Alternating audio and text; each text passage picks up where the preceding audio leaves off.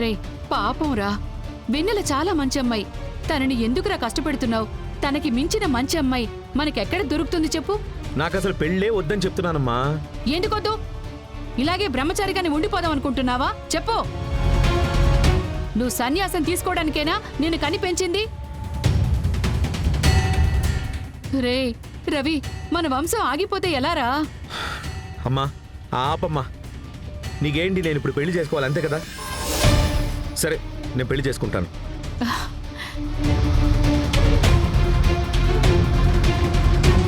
వెన్నెల్ని చేసుకోవాలి. అబ్బా అమ్మా, మళ్ళీ మళ్ళీ అదే మాట తీసుకురావద్దమ్మా. తను నాకు అసలు సెట్ అవ్వదమ్మా. అన్నా, బంగారీ లాంటి ఒక అమ్మాయిని చూడండి.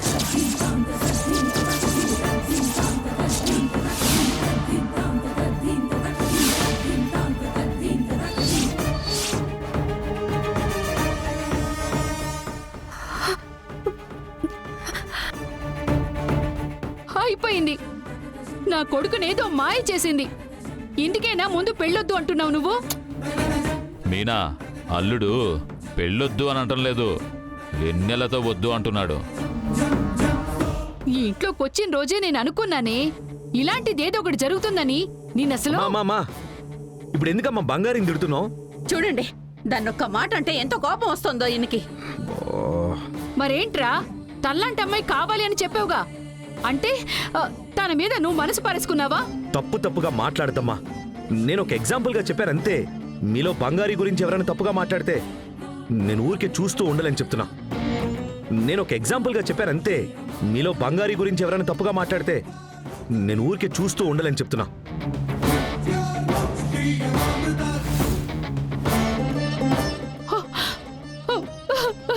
ఏంటండి ఇది?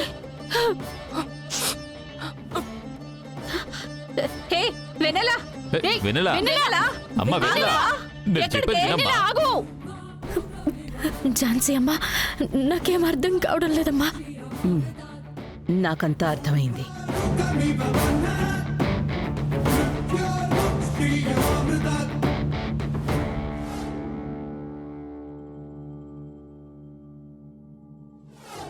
బంగారీ లాంటి అమ్మాయిని చూడండి, నేను పెళ్లి చేసుకుంటాను.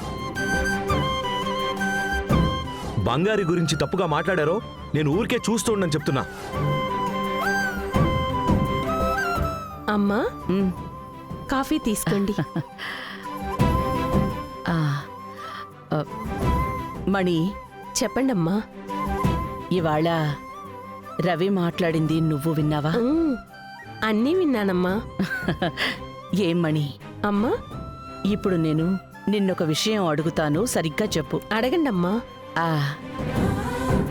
రవి బంగారిని పెళ్లి చేసుకుంటే ఇంట్లో అందరినీ సరిచేస్తుంది కదా?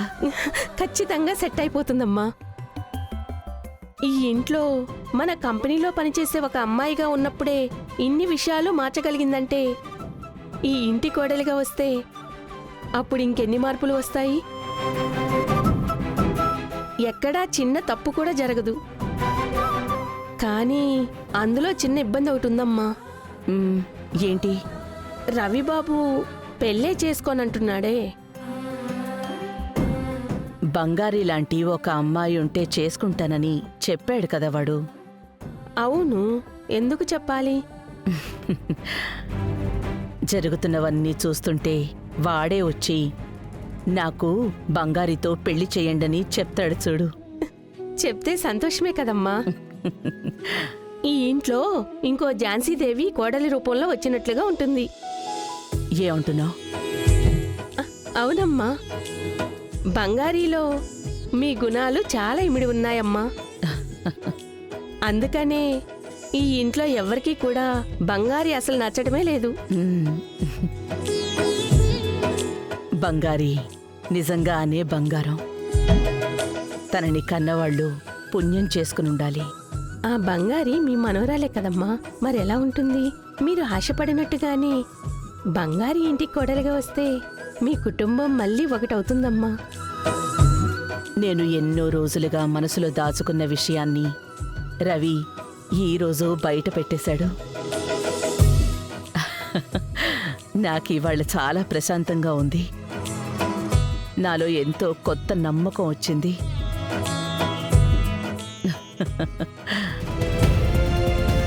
ఓహో, ఆ బంగారిని ఈ ఇంటి కోడల్ని చేద్దామని అనుకుంటున్నారా? నేనున్నంత వరకు అసలు అది జరగనివ్వను.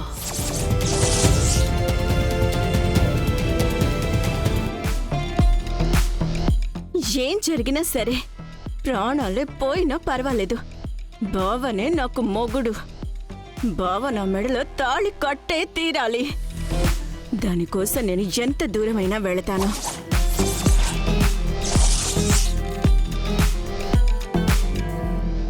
మీనా మీనా ఏంటొదినా ఏమైంది? అయ్యో, పోయింది అంతా నాశనం అయిపోయింది. నిర్ణయం తీసేసుకున్నారు మీనా. నా కూతురు జీవితం నాశనం అయిపోయింది. అయ్యో వదినా, అసలు విషయం ఏంటో ముందు చెప్పండి.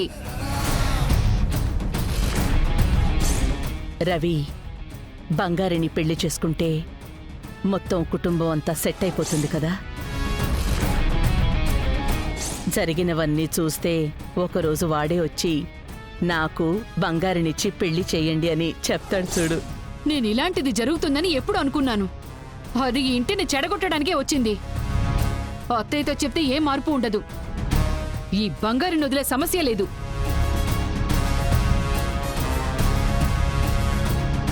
ఏయ్, ఏమనుకుంటున్నావు నువ్వు? ఏమైంది మేడం? ఏంటి, బాగా డబ్బున్న కుర్రాన్ని చూసి వలలో వేసుకుంటే మొత్తం కుటుంబం సెటిల్ అయిపోవచ్చని ప్లాన్ చేస్తున్నావా? మేడం, తప్పుగా మాట్లాడకండి. కంటి ముందు ఇలాంటి తప్పులు జరుగుతుంటే తప్పుగా మాట్లాడద్దంటావా? నువ్వెలాంటి ప్లాన్ చేస్తున్నావో నాకు తెలియదు అనుకుంటున్నావా? ముందు మా అత్తయ్యని లాగేసుకున్నావు, ఇప్పుడు నా కొడుకుని లాగేసుకుంటున్నావు కదా. అంతమంది ముందు నీలాంటి ఒక అమ్మాయి కావాలి అని చెప్తున్నాడంటే దానికి అర్థమేంటి? అది మీరు మీ అబ్బాయిని అడగాలి. నేనేమైనా అలా చెప్పానా? లాగేసుకున్నానంట. మీరే ఒప్పుకుని తనని పెళ్లి చేసుకోని చెప్పినా సరే నేను మాత్రం తన్ని చేసుకోను. చెప్పింది మీ అబ్బాయి, తనని వెళ్ళి అడగండి. నన్ను ఇబ్బంది పెట్టాలని చూడకండి. నా ఓపికకి ఒక హద్దు అనేది ఉంటుంది. చూసావా వదినా, ఎలా మాట్లాడుతోందో చూడు. మేడం, కాదు అని మీరు నన్ను ఇబ్బంది పెడితే మాత్రం నేను వెళ్ళి ఝాన్సీ అమ్మతో చెప్పేస్తాను. ఏయ్, ఆ అంటే ఊ అంటే ఝాన్సీ అమ్మంటోంది. మా అత్తయ్య జపం తప్ప వేరే లేదా? అన్నింటికీ కలిపి ఒకరోజు ఇస్తానుండు. హ, ఛీ! ఇక్కడున్న సమస్యలు సరిపోవన్నట్టు ఇతనికెంత ధైర్యం ఉంటే అందరి ముందు అలా మాట్లాడతాడు. ఛ!